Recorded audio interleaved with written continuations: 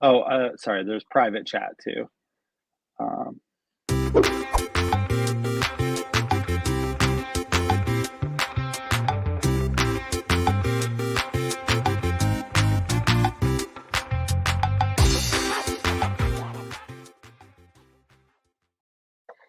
Hello, hello, hello, and welcome to yet another Motor1.com test car happy hour. Yes, we're all bopping from the intro music, which we love. We've got a special episode. We've got questions and comments in the chat already. We've got a very special guest, the godfather of electric vehicles and electric vehicle charging, Mr. Tom Moloughney from InsideEVs, from the State of Charge YouTube channel, and probably from many other enterprises that I'm not even quite aware of at this point. Tom, so great to have you over on the quote unquote Motor One side for a bit this afternoon. Thanks for having me, guys. It's fun to be here. We've got Mr. Brandon Turkus, managing editor of Motor1.com. Brandon, say hello. And then we've got senior editors, two of them. We've got Jeff Perez, we've got Brett Evans. And you guys, we are talking not about the cars that we drove last week. I don't think. Somebody will have to correct me if we drove one of these vehicles in the previous week. But instead, while it's still January, we decided to take a little bit of time and talk about some of our very favorite cars that we drove in 2022 and some of our least favorite cars that we drove in 2022. Now, I know we have this set up.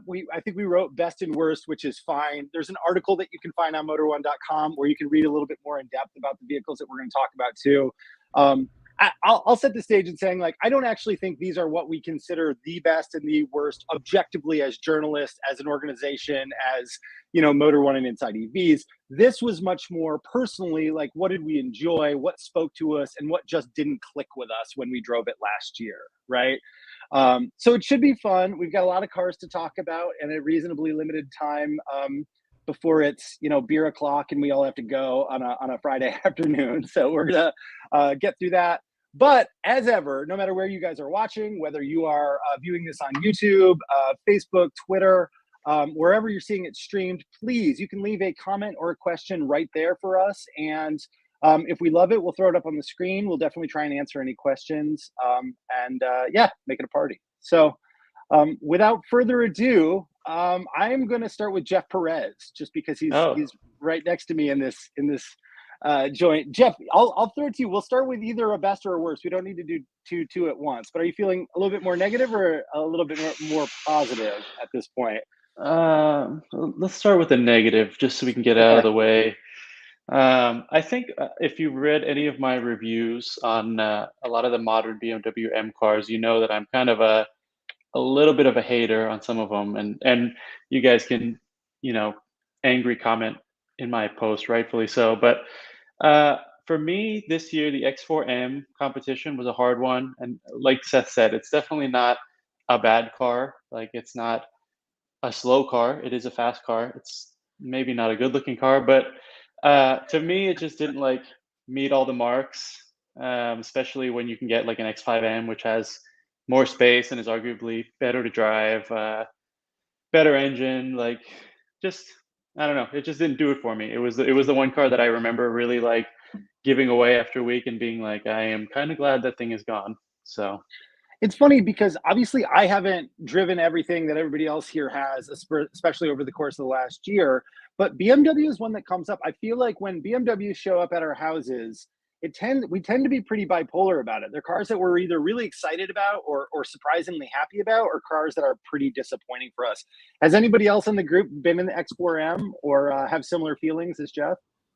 I mean, the thing with, especially with BMWs over the past, 4 or 5 years, is that they've become so uncompromising and so firm and stiff and brittle and unpleasant, and that you're constantly battling with those qualities to find the enjoyment in them. And it didn't used to be that way. Yeah. And I think the SUVs are among the worst of it because, they're somehow even firmer than the sedans. It's like they're kind of trying to make up for the fact that they are, tall, heavy things. And it's really hard to get into one and be like, you know what, I could drive this every day. I enjoy this. It feels like a constant battle to find the joy in the car because it's so focused on being like hardcore and fast and capable and wild. I would imagine, especially in competition form, that's extra hard to do, right, Jeff? Like, does the X4 have the same sort of competition seats as the other models too, like those super rigid cars, which I love, by the way, but it feels like a tense mix of track stuff in a very non-track oriented package form factor.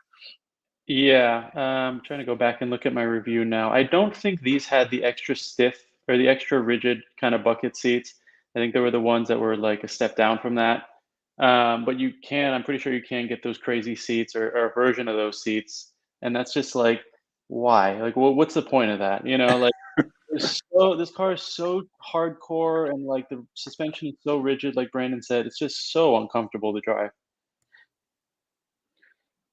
Yeah, I fully get it. I think that I've been on the record over the years as not being a huge fan of M tuned SUV and crossover products. Every once in a while, there's some that are really great that stand out that are phenomenal, but Yeah. for the most part, they're not my favorite things in the BMW stable. So I guess it's a fancy, fast, and expensive vehicle with really great paint in the version that we're looking at right now.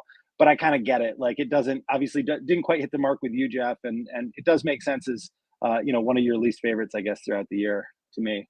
Let me hit real quick, guys, because we've got some comments coming in. First of all, hello to Kevin, hello to Gary. Thank you guys as ever for tuning in.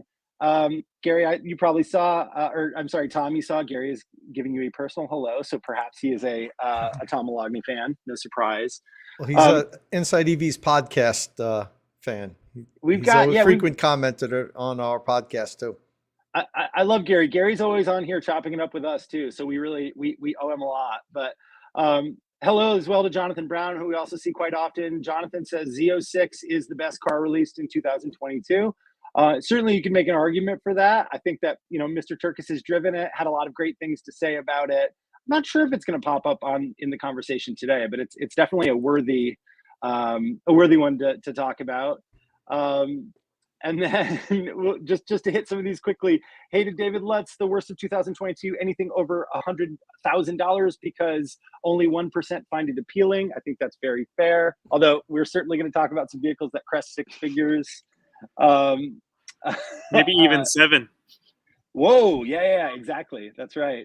And then mine is over 8 for what it's worth. We'll just do a quick show of hands here for those of you who have been in it. We could do M5 competition. How many of you are fans of the M5 competition? See, that's the thing, Gary. Like some of the M cars really work for me. Like the M5 competition, I love. The M240i, I absolutely love. And then you have like the X4s and some of those other ones that the are SUVs. I think Brandon hit it. I think it's just that they compensate too hard for being SUVs, whereas even a big sedan has a dynamic advantage. I'll say one of the best drives I had this past year was it was like a 2-hour like Autobahn run in an M5 CS, and it was just a delight. Like it was so simple and so comfortable. So it's definitely an SUV problem. But Brendan, so on that note, have you driven the iX? Yes. Just curious how you felt about that, because that's a BMW SUV, and you were really critical on the feel of the BMW SUVs. The M SUV. We're talking about M, just the M. X5, Okay. X5m, X6m, X4m. Well, they have the iX M60 is like an M car light. It's like the M340 that Seth is driving right now, or like. Well, and haven't we said that it's probably not worth the extra cost over the? It is absolutely not worth the extra cost. No. And I haven't driven the X5M. I've driven the other versions of the iX. I mean, the iX, the M version of it yet. But because I found that was one of my bigger surprises when I first drove the iX. I went to the iX i4 drive, and I was fully expecting to love the i4, but kind of be like, yeah, this is nice, the iX. But I walked away saying if I had to buy one of them, I would buy an iX over an i4. And that's how I felt after the whole driving experience and what it offers and everything. That's why I wanted to see what you thought about that. Yeah, we had an iX out at Star Awards, as a lot of you know, and I think that we all really loved it. I think it's a great package, but again, like maybe the biggest thing holding it back was pricing, honestly, and weird styling. I think some people would throw the weird nose out there too. But Tom, we're gonna go to you next because we've got a lot of Tom fans here saying hello. So I'm just forgive me if I don't give you all shout outs, but we'll say thank you so much for joining. We need to obviously have Mr. Moloughney on more often. So Tom, you picked. Do you want to talk about your most favorite or your least favorite 2022 to start? Well, I'll do most favorite first of all. Those of you that follow me on the InsideEVs podcast and on InsideEVs and wherever else I am know that I'm just a huge Taycan fan. I love Taycans. I've driven every single version of them so far. Porsche's kind enough to invite me to every event they have with Taycan. I was even the first to drive some of their models where they specifically allowed me to drive it before anybody else. And I picked the Taycan Sport Turismo, which you see me there charging up. They had the drive for the Sport Turismo and also the Taycan GTS out in California. And I tell you, just driving that through the winding roads, and I was just like, this, how is this a wagon? You know, with how well it behaved and how perfectly balanced it was. And, you know, it's crazy. And you get the utility of having that, you know, like the wagon styling, plus the performance of a Taycan. The interior, I think, is the nicest version of the Taycan, what they do for the GTS and the Sport Turismo trim. The adaptive air suspension is just, I mean, I couldn't tune it better if they just tuned it for me. And so that's why I picked that as my favorite. Yes, it is $133,000. It's a lot.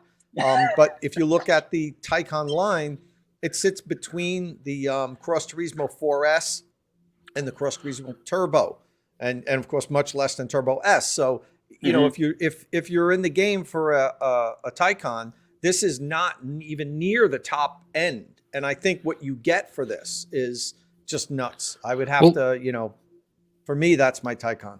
And that's always been the appeal of the GTS line. And it's so sad. Like they really just straddle the very best part of the Porsche range.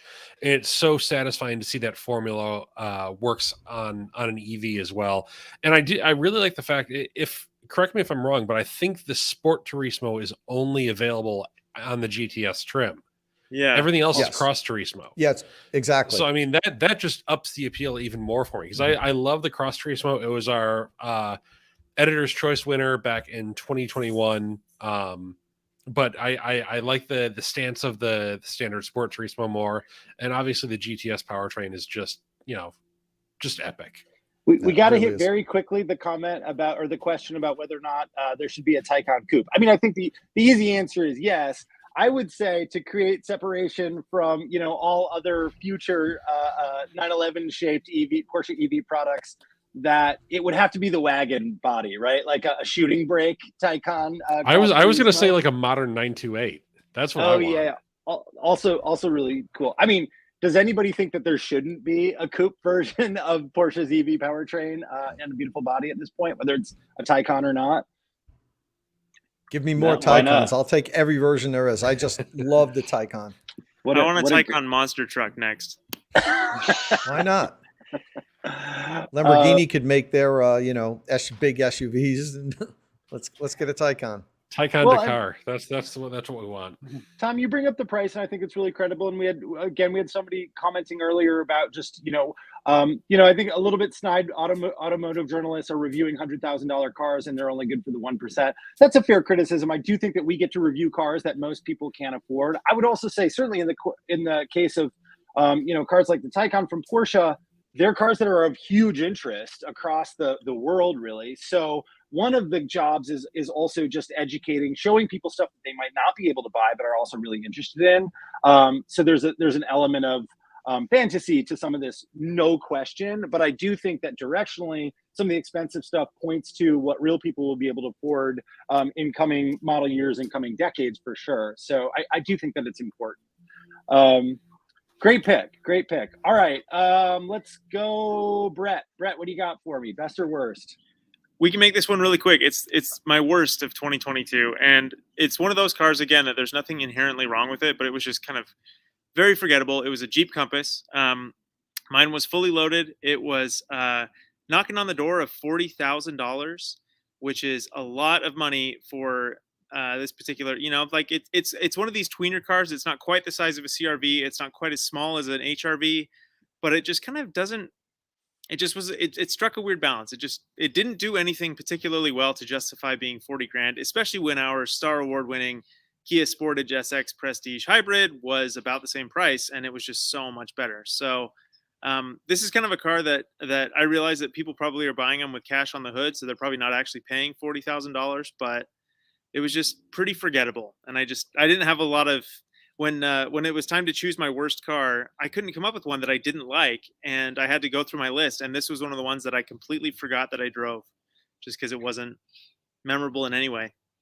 So, I mean, we know, right? Like there are crossovers out there like the Compass, which are maybe a little bit less, less than average, a little bit, not great these days. But I think more importantly, you're right. Like pointing out the Kia, $35,000 to $40,000 right now is a reasonably narrow band that buys you an incredible crossover. Whether you want to get the Kia that we really liked, we brought along the CRV, the new CRV to Star Awards, which wasn't like a massive favorite there, but I think we'd all still say is a very competent vehicle. There's just like tons and tons of great utility vehicles in that price zone right now, which makes something like the Compass just not being exceptional. It's an easy pass, I guess. Yeah. Well, and that's not to say it doesn't have its good points. The new interior is really nice. It looks really, really attractive. And, I spent a lot of time in that thing just commuting to and from some various errands. And it was fine. It didn't do anything terrible. It just didn't blow me away. So one of the things that I'm really excited about is that Jeep added a new 2-liter turbo. I mean, not really a new 2-liter turbo. It's the same 2-liter turbo they've sold in the Wrangler and other stuff to the Compass for 2023, which I think will be a big improvement over the 2.4. Because we actually owned a Compass. It was my wife's car for 3 years, and yeah, I agree with pretty much everything you said, Brett. It's just kind of forgettable, marginal, but I think a little bit more power will go a long way in that. All right, Brandon, keep talking. Let's go with your best or worst at this point. Let's talk worse. It's the Honda CR-V for all of the reasons that Brett highlighted in the Compass. As I shouted out. No sooner I shouted out. Yeah. The Honda CR-V is a great car. It sells in incredible numbers. It appeals to a huge range of people. I am just not one of those people in this particular generation. It just feels very, very anonymous and uninteresting. I don't love the new exterior design. The powertrain is very good, but also very, very familiar. It feels like a vehicle. It just feels like it's just there, and there's nothing wrong with that. For a lot of people, it's going to work out just fine. I certainly understand why anyone would why people buy CR-Vs, but it's not my cup of tea. A lot of people buy CR-Vs. A lot of people, yeah. Obviously, there's something about this. I think you can make the argument that there's actually something wrong with me rather than the CR-V for not liking. Yeah, I like the CR-V. I mean, I didn't love it. Like you said, it was just kind of bland and not super exciting. But as far as a compact crossover goes, I don't know which other one I'd recommend other than maybe our Star Award winning Kia Sportage, but that's it. And that's really the problem with the CR-V is that segment has, over the past decade or so, has just exploded in terms of choice and style, and the CR-V, especially in its current generation, feels like an old product already. And I think that's a big problem. I think it's something that Honda has fought with before. I think back to the CR-V from a couple generations ago that was rolling out with like halogen headlights and a physical key and a naturally aspirated engine at a time when the competition was doing away with all of that stuff. And that car just it appealed to people, but it didn't feel competitive. It didn't feel as good as Honda could build it. Yeah, Gary says in here, Honda is coasting. I think, and I wouldn't quite go that far, but I think in the case of this CR-V, I think the company could have gone quite a bit further. My point of view is that, I'll take issue with that, Gary. And I don't think that, Brandon, you're saying anything particularly wrong. I think maybe for you, there's a dissonance between the kind of excellence that Honda usually hits and the step that they took from the previous CR-V to the current CR-V. I would also say I actually really like the CR-V, but you guys heard me, kind of wax on about it when we were testing it. Like, some of the things that I really loved about it are, like, I think that it's got really subtle, it's got kind of sublime steering. but it's a mid-sized, it's a small crossover, right? Like, who cares?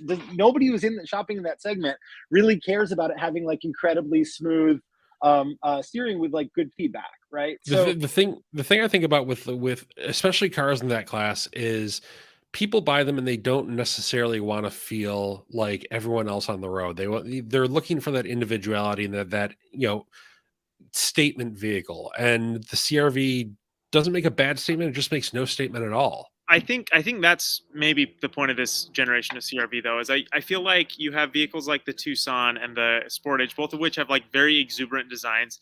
Even to a certain extent, the Rogue is like a very unique kind of polarizing design. And Honda went with mature with this CRV, and maybe that reads a little bit boring, quite frankly. Are you calling me immature, Brett? Yeah, if you want to read between the lines, yeah, go for it. No, I think that what they're going for is the kind of people who look at all those crazy slashes and lines on the Sportage and the Hyundai, the Tucson, or the RAV4, and kind of say, oh, that's not for me, and they're going to go to a Honda dealer and they're going to find this relatively anonymous but undeniably like decent looking SUV and think that that's for them. And I don't, it's not like you said, Brandon, it's not for you, it's not for me, but it is for a certain customer that just kind of wants a good car that'll just get them where they want to go. I will just say I'm going out to drive the new Honda Pilot next week, so I expect to get roasted for this conversation as soon as I get there. I'm gonna rewind for 1 minute because David Lutz, thanks for joining us, has thrown out a couple questions, and he had an interesting point that maybe Tom has some insight on. He said, I'm not sure if Aptera is considered a 2022 offering, but the fact that most people drive with one or two people in the car, its form follows function and meets the need of most people and is extremely efficient. For those of you that are unfamiliar, the Aptera is this, it's not side-by-side even, it's front-back, right? Like two-person seating. I think it's a 2+2, yeah. No, it's a 1+1, right? Oh, 1+1. Yeah. Right. 1+1, kind of a very futuristic pod car, right? Interesting concept. My comment to David would be, I think that you're wrong. I think that whether that's practical for most people or not, most people do not want that narrow of margin around their practicality. But Tom, what's your point of view on Aptera? Well, I should have a better point of view soon because I'm quietly arranging to drive in one in a couple of weeks. So I'm hoping that I had this all set up for the first week in December, and then they had to cancel on me, and then we're rebooting that supposedly for early February. But I think it's a cool vehicle. I don't know how I don't know how many people that's going to appeal to. The kind of innovators and early adopters look at something like that and say, "Oh my God, this is really cool." But like it's classified as a motorcycle. Don't forget, it doesn't have to have crash testing. That's going to be concerning to people. They haven't released any type of crash testing data yet, although they have crash tested it. And at some point, I believe they are going to show that information. But, I think it's a cool concept. I liked it when it first came out. This is the second go around for this company. I don't know if you guys remember. Back in like 2008, when I was just getting involved with EVs, I was trying to pre-order one and they wouldn't take my order because I lived in New Jersey and they were only taking orders in California. And I just thought it looked like like an airplane and a car converged. Right. But I should have some more thoughts on that once I drive in it, hopefully within a couple of weeks. But I think it's cool, and I like what e-mobility is doing. It's creating this whole it's saying anything goes. You can start with a clean sheet of paper. You could make something that nobody was making before. And I think that that's also making some of the legacy brands look at different aspects of what they're doing and think outside of the box. Like with Rivian with the gear tunnel, for instance. Yeah. Did any company ever even think of that? So I know they couldn't with a drive shaft or whatever, but that's one of the things I like about e-mobility. It's giving us things that we would not have gotten before. So I co-sign all of that. I think it's really interesting, and it'll be fun to see whether or not some of these mobility products, or there are multiple right now that are on the market. I think as a whole, the market is doing better than expected, quite well, especially over the last 2 years. But there's not really a dominant player, so it'll be cool to see whether or not anybody does kind of step out of the crowd a bit to become dominant. But and as our good friend Dominic Ioni points out, I think it's neat, definitely a niche vehicle. Cool. So we'll look for more on that from you, Tom, on InsideEVs, and we do have a lot more e-mobility stuff, both news and reviews on InsideEVs too, so you guys can find that all there. All right, I'll go now. I'm going to also start with my worst, and we'll stick with electric. One of the 2,000 plus, can be 1,000 horsepower vehicles that I'll talk about today, and my least favorite drive of the year was unfortunately the Hummer EV. And I want to go ahead and say right now that some of this was just context, I think. Brandon and Tom, you guys, I believe, both did first drive programs for this, so maybe had more of an experience driving it off-road in really rugged situations where you could see the absolute power of the kind of, the off-road technologies that are there, the ability for it to kind of go anywhere, scramble over rocks, the true usefulness of God, why am I? It's not tank turn. I'm totally blanking on the crab walk. Right. The true usefulness of crab walk and the super tight turning radius. I think there on the trail and off road in that kind of rugged environment, it probably absolutely sings. But for me, driving it sort of in the suburbs on our drive route on Star Awards, it felt so much heavier. Honestly, for all the power, it didn't feel nearly as quick as other EVs with less power because it's so heavy. There's this sort of underlying problem with the fact that it's a brand new EV with General Motors, one of the biggest corporations in the entire world, brand new battery pack, and yet the efficiency is a little bit lackluster. It's very expensive, and then there's also just kind of a little bit of a vibe problem too. For me, I got in there and I appreciate all of the design work. I think that it's really neat. I think that for the right person, it'll really come together and feel great. But for me, it was a little bit hard to read. It was a little bit too sort of, I don't know, G.I. Joe, I guess, inside in a way that I didn't really appreciate. So this one never really came together for me. You guys can feel free to tell me that I'm wrong on this one or agree with me, I suppose. No, I don't think you're wrong at all. I think it's GMC made a very curious decision in going like whole hog, like 3-motor, like super off-road truck body for this first vehicle. I don't want to write the Hummer off yet because it is fantastic off-road.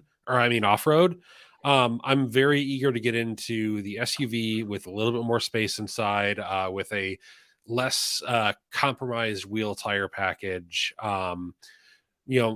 I think there's some goodness there. But I if you're only driving this thing on paved roads, it's it doesn't feel quite as at home as some similarly priced, similarly powerful EVs would. I think the thing that the Hummer does really well is it makes EVs cool for a very particular buyer. And I think that you could spend $120,000 on a fully loaded emissions deleted aftermarket, F350, whatever, and I think that if a Hummer EV takes one of those off the road, it will have solved this mission. And I'm not talking about law-abiding diesel trucks, like those have a place. I'm talking about those emissions deleted, like black smoke belching diesels. And I think that the Hummer EV, its job is to convince people who might otherwise do that to go for an EV. And I think it'll probably be successful because it is really just like cool and big and bold. I don't think it needs to be efficient. It just needs to get people to stop emissions deleting diesel trucks. I think John and some other people said in the comments that it really is just a status symbol. It's like a super truck, right? Like you're not going to love every supercar that's out there, but some people will really love certain cars. And I think that the Hummer is kind of that, has that same sort of aspect of like a hypercar, supercar thing. And to Seth's point, it is like really uninviting inside. At least for me, it was like just hard plastic and rubber and metal, and just it felt really, really aggressive. And again, that's maybe something that certain buyers will want, but I want something that's a little more comfortable when I get in the driver's seat. I pretty much agree with all you guys. And I've had a lot of experience driving it. And for a while, I had it in my driveway with my Rivian R1T and my Lightning. So I had these three trucks in my driveway side by side. And I put together an article and a video on comparing all the features. And I really did it going into it without really thinking who was going to win. Just like going, okay, this is what this truck does. This is how this truck does this and this. And when I edited everything up at the end, the Hummer got killed by the Rivian and the Lightning. And it wasn't even close. And, it's the most expensive version of it. And it really, it doesn't do anything better than those trucks other than look at me. You know, hey, everybody, look at me. And everywhere you go, it's a showstopper. I mean, you can't, when you drive down the road with this, everybody is looking at you. And, you know, to me, it's fun to have. I would not want one. Out of those 3 trucks, it's way dead last for me. And I'd love to drive it on the weekend, have some fun with it, but I would not take this as a daily driver. It's way down on the bottom of my list. So the rear steering is the best, though. That, I wish the Lightning and the R1T had rear steering, because that really makes a huge difference with big trucks like these. Rear steering is huge. I agree. I think, you know, where I live, like the hippie enclave of Ann Arbor, Michigan, it's also difficult to envision driving one of these day to day. I think people would look at you weird, even if they did know that it was an EV. So you're making some kind of statement when you're in this kind of vehicle, and the statement that you're making, I suppose, varies based on who's looking. But let's keep moving along. I almost said let's keep humming along, but well, there I did it. All right, are we back to you, Jeff? Mr. Perez, let's talk about your very favorite vehicle your favorite drive anyway of 2022. Yeah, so I think someone in the comments mentioned how we journalists only drive super fancy, expensive cars, and I think that's true because my favorite car this year was the Rimac Nevera, a 1900 horsepower, $2.5 million electric hypercar. It is.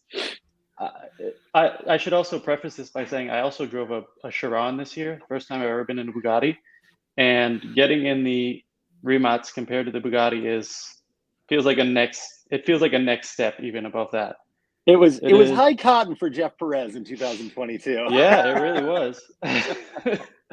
Amazing. Yeah, good pull, super producer Kyle there. Gary Clark said, well, a long time ago, we spilling the beans about the Nevera that got bumped by a bike, or that bumped a bike. I don't think that we have that story, but so we know that story. So I can give you a little bit of detail on that story. The car that was hit by the bike during Pebble Beach was one of the 2 that they had out there. It was actually the green one that I drove, even though my review had the pictures of the white one.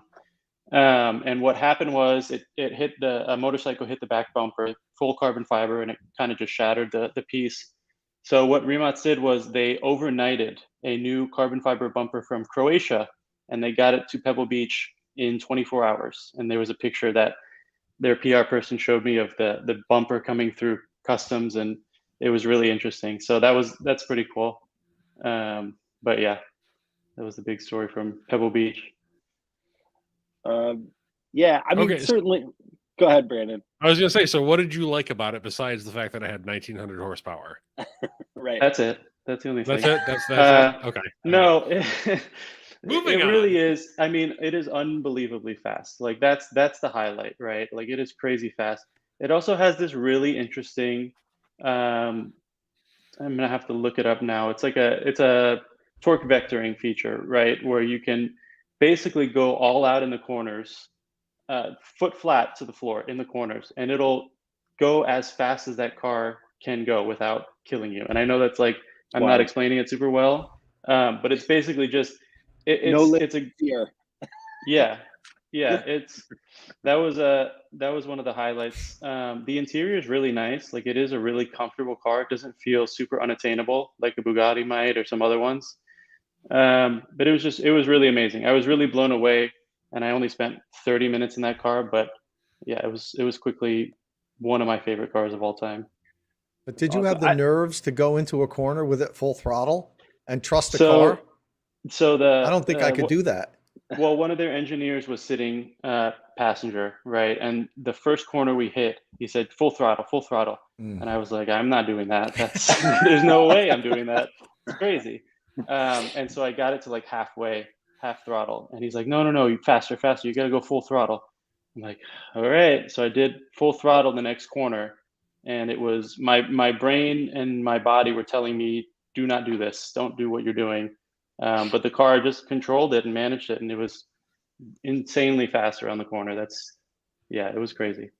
So we're getting roasted a little bit for choosing expensive vehicles, especially in this case, a 7-figure one. I just want to point out to everybody watching, like totally understood.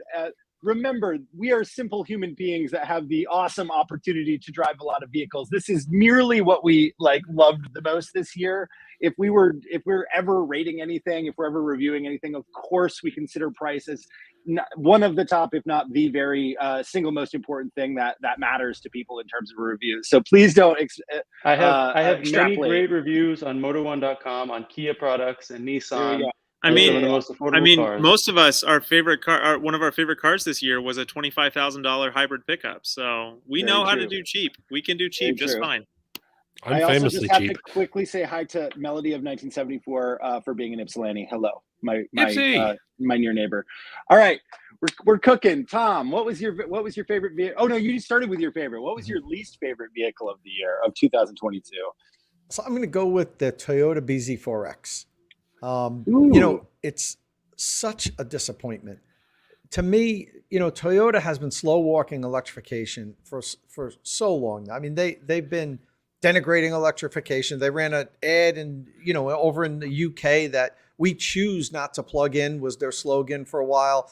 And, you know, I think they've got a little bit of the innovator's dilemma going on over there, where they're so good at hybrids, and it's been such a cash cow for them for so long that they just can't get beyond that, because, you know, this is what they do, make these incremental improvements to their hybrids and just keep improving them, selling the hell out of them. And now, you know, the industry's telling them you got to go in this direction, and they just refuse to do it.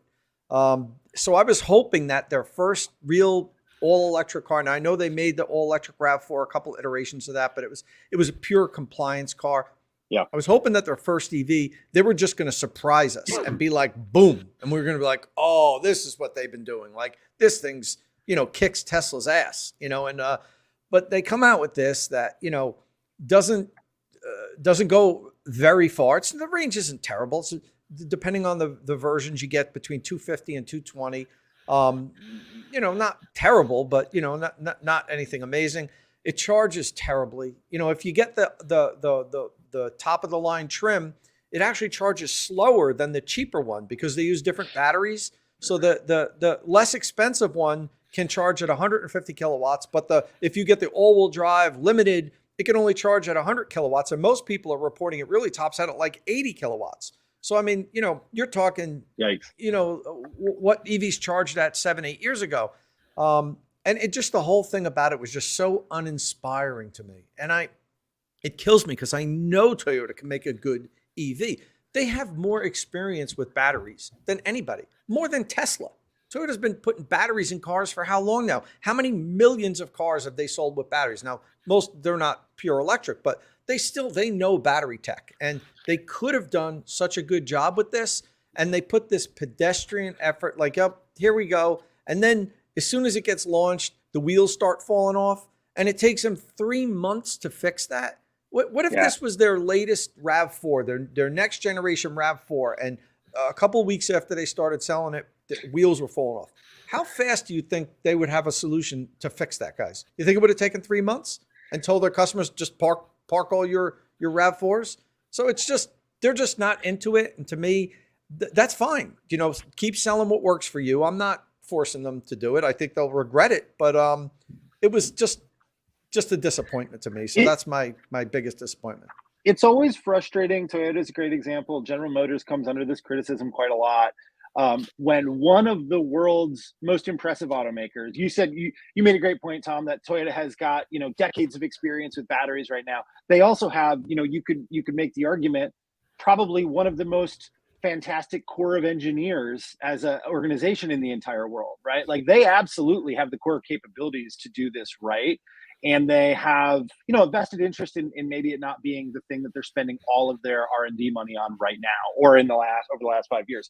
Are they going to turn it around and probably make some really excellent cars down the road? I would argue yes. I think that they EVs down the road. I think that they have to do it. But I don't think that this isn't what I would call a full faith effort in that, in terms of what we're seeing in this product right now. I just also want to point out that I think it looks like dog shit. Is that too strong? It looks real bad. Everything about it. Like really, this is what we were waiting for? Because we were all kind of waiting, at least on the EV side, really waiting for Toyota's first effort. Like, okay, they've been saying EVs aren't the future. We're going to go right to hydrogen. Okay, you know, let's see what happens. But we were all kind of thinking behind the scenes, like, yeah, they're probably working on something. It's going to come out and they're going to be like, oh, by the way, here's our EV. And we're going to be like, holy wow, this thing's awesome. But then womp womp, you know, and it's like, okay, they really aren't working on something behind the scenes. So yeah, we'll see. All right, good one. All right, who's next? I've lost track of the order. Who has to go? Mr. Turkus. I'll go next. What the hell? So Jeff did not have the most expensive car that any of us drove this year. My favorite is, they wouldn't confirm the price beyond saying the low 8-figure range. But it is the Mercedes-Benz Vision EQXX concept car. Yes.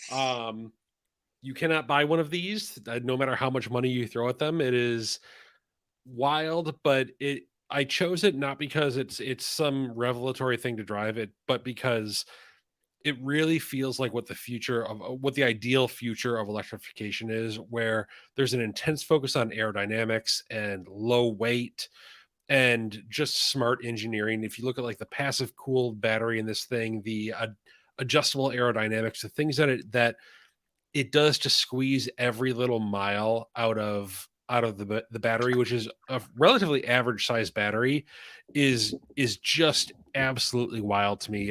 Mercedes has done 2 record runs in this thing, both of them well over like 620 miles to a charge on the first attempt. It's absolutely wild, and it really has me excited for what EVs could become. This thing is incredibly light. I mean, the battery pack alone is something like half the weight of a traditional liquid cooled battery. That's insane. The drag coefficient is super slippery. When you let off and start to coast down a hill, it almost feels like it's accelerating because the aerodynamics are so efficient. There's no drag on the vehicle to slow it down. It's a masterpiece of engineering. And it's actually, it looks pretty cool. It looks wild. The interior is beautifully appointed. I mean, it is not just some concept car with an all plastic interior. It is a crafted interior with some really, breathtaking design details. Brett's also ridden in it. It's got these little lava spike thingies in the door, and you can kind of see them in that image. You've got this vehicle spanning dash that shows you, how efficiently you're driving, but also like what the solar panels on the roof are doing. It's just all of these different things come together to create a very, very efficient driving experience. And for me, I'm gonna nerd out on this. It is so cool, and kind of the opposite of what Tom was saying, where it's like, you see a brand like Toyota and this is what they do. You look at this and like, it's a brand like Mercedes. That is what they do. It's a testament to what this automaker can do. It's wild. I'm rambling at this point, but I'm so excited about this car. Mercedes, with some of the most impressive electric vehicles that you can actually buy right now, is also throwing this down to say like, hey, we're now, but we're also next if this is what follows, right? And I think it's a really bold statement. We talked a little bit about some of the upstarts, the non-traditional automakers that are EV makers right now. I think they have some impressive stuff too, but really you've got to hand it to Mercedes in terms of having both the product on the ground right now and the vision, no pun intended, about what's coming in the future. I think it's incredibly impressive and a really cool car. Brett, did you have any quick thoughts on this one since you've also been in it? Yeah, I just think it's really impressive that it has all the show car wizardry, like the long tail and the active aerodynamics and stuff like that, but the battery itself is going to appear in 2024 or 2025 under the replacement for the A-Class. Like they are going in. This isn't just a technological showpiece. And speaking of that A-Class, I also think it's very cool that Mercedes they're going to do an internal combustion version, but it's going to be engineered around the electric vehicle platform. Whereas before, when you had an ICE and a EV vehicle, it was always the EV that had the sacrifice. And Mercedes is going the opposite. They're saying we're going to engineer around EV powertrains and offer the lower cost ICE powertrain, but that's the one that's going to take the compromise. EVs are going to be the focus, which I think is a really forward thinking move on their part. Absolutely. Guys, we might be losing Jeff. He has a hard stop right about Yes. now. So thank you for joining. We'll wave goodbye. We're going to keep Bye, going. everybody. Couple more cars to talk about. I just also want to recognize too, I really appreciate all the comments. There's a lively discussion happening right now about Toyota's overall quality and maybe perception of quality too. We're not gonna veer into that right now, although I do think it's fascinating. I encourage all of you to read and comment more. All right, Brett, let's keep going with you. Let's talk about your winner, your best drive of the year last year. Well, we were just talking about forward-thinking technology and looking forward to the future of electrification and lower emissions and everything like that, which is exactly why my favorite vehicle this year that I drove was the Cadillac CT5V Blackwing. Amazing. This was not an intentional segue. I do really very strongly believe in the future of EVs, but this was still just so much fun. This was such a hoot to drive. It's got a 6-speed manual transmission, supercharged 6.2 liter V8 with upwards of 660 horsepower, just like absolutely bonkers. They dropped it off in my driveway, and I didn't drive it for the first day because I had to build up the courage to get behind the wheel. And when I did, finally, it was actually a lot more genteel and easy to drive than I was expecting. Thanks to it's got this incredible performance traction system that just like you put it in you put it in sport or race, and it gives you just enough slip to have fun without sending yourself end over end. So it was just brilliant. It's a really cool car. I think we've all driven it, and we all had a pretty good time with it. And it's kind of just a fun way to send off that supercharged V8. One of the most like beautifully managed suspensions on a performance car that I've driven in a really, really long time. Obviously, we had it on the track, we had it on the road. I think it really it varies a lot from being just a nice kind of almost traditional luxury like cushy experience to being really razor sharp. And the powertrain is simply phenomenal. So yeah, it is awesome to see. Like, obviously we've talked a lot. We're going to continue to talk a lot about electric vehicles for sure. That is the future. But we are, we'd be remiss if we didn't mention that this is a really awesome kind of like send-off period for some of the best ICE vehicles that the world has ever seen, right? And I don't know whether or not the CT5 Blackwing will ultimately rise to that level, but it sure is fun. So I really dig that car. It was great. It was a whole lot of fun on the track. And then, a couple of months ago, we have a great video comparing the CT5 and the CT4 Blackwings. Yep. And just had a great time driving them through the canyons. And, they're surprisingly genteel and easy to drive for how much power they have. And it was just a really, really fun. Every time I drive that car, I always smile. And I've been lucky to drive it twice now and probably never drive it again. But glad I had the opportunity. We've got quickly to John Check. Is the Cadillac all-wheel drive? No, this car is exactly what you need it to be. It is front engine, rear wheel drive with a 6-speed manual transmission. And, it's weird to call it a purist car, but it almost is a purist car, circa 2022 and 23, right? What's that weird guy on the left of that video? We don't know him anymore. Yeah, he's dead to us. Editor Emeritus Clint Simone off at another publication that we don't need to talk about now. Cool video though. Go back and watch it. All right, I think I'm the only one left, and let's talk about my favorite. We'll hit this pretty quickly. It's a vehicle that I've talked about an awful lot on this podcast and written about on the site. And that is, I'm just going to say the Lucid Air. The only two models that I've actually driven are the Lucid Air Grand Touring and the Grand Touring Performance. Essentially, we're talking about some power difference there. The Grand Touring Performance is, I think, you guys talked. Tom, you picked the Taycan. Obviously, Jeff, who left, had the Remots experience. Like, a lot of you had been in very, very high powered electric vehicles before that accelerated crazily. I hadn't actually been in anything that was an analog since like way, way, way back when Model S debuted, and I had the first one of the very first cars that had ludicrous mode, right? So when I got into the Grand Touring Performance with 1,050 horsepower and did launch control for the first time, I was almost speechless. So there was that. Like, there's just the brutal force of this thing accelerating. How quick it is, kind of from any speed, is incredibly impressive. It's a beautiful package. I think that the shape of the car is really lovely. The interior of the car is gorgeous. And then there are other stuff that I really like about it too. Like, we wrote a little bit about it, have at various points. the technology underpinning all of it. Lucid is doing all of this stuff kind of on its own, incredibly efficient, like very compact motors. They're really kind of thinking ahead of the game, ahead of the curve in terms of how they're putting their powertrain together, which I think is going to net huge benefits for them down the road. But in terms of this conversation, it was just like, it was one of the most surprising, delightful, and impressive driving experience that I had all year.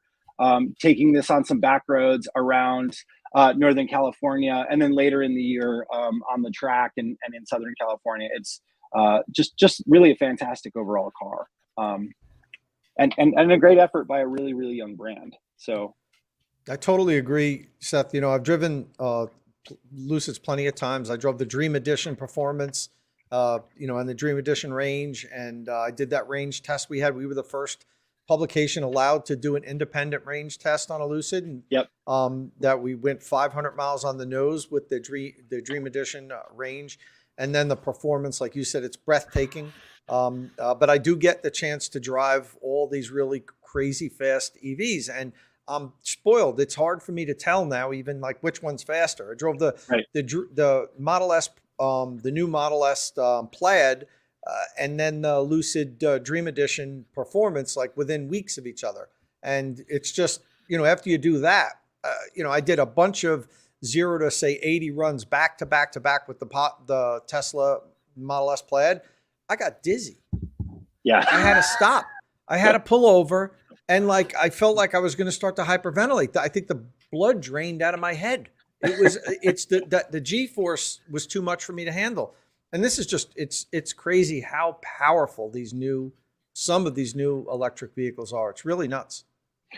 Yeah, and I think even more impressive to me was like, I mean, yeah, it's fast. You kind of expect it to when you hear 1,000+ horsepower, right? And you've driven EVs before, but man, like on a back road, not on a track, but just on a good curvy road, this thing really kept up. The handling was really subtle.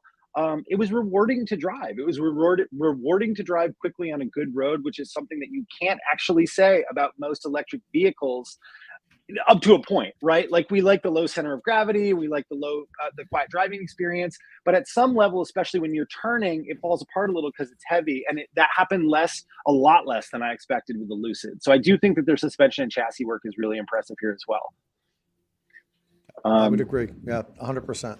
They've got some fantastic engineers over there, and their efficiency, every component in that vehicle was engineered to be as efficient as it possibly can. And that's why they can squeeze out as much range as they can from it. It's, you know, it's an amazing that has it's a big, heavy car, but it has such fantastic efficiency. Agreed. You guys, we're way over, but thanks so much. This has been a ton of fun. Thank you all for joining and giving your favorite and your least favorite cars this year. Thanks everybody for the great conversation and comments. As always, we'll try and go back. There are a lot of them this time. We'll try and go back after this gets published. If there are any outstanding questions, or if anybody is watching this after we're live and has a specific question, we'll try and answer you on YouTube. But thanks for joining, and look for us again probably next week on Friday. Eventually, we are going to move this podcast to another day. We'll try and give you some warning on that. But in the meantime, yeah, look for us on motor1.com, and thanks for following along. Cheers, everyone. Take care. Bye.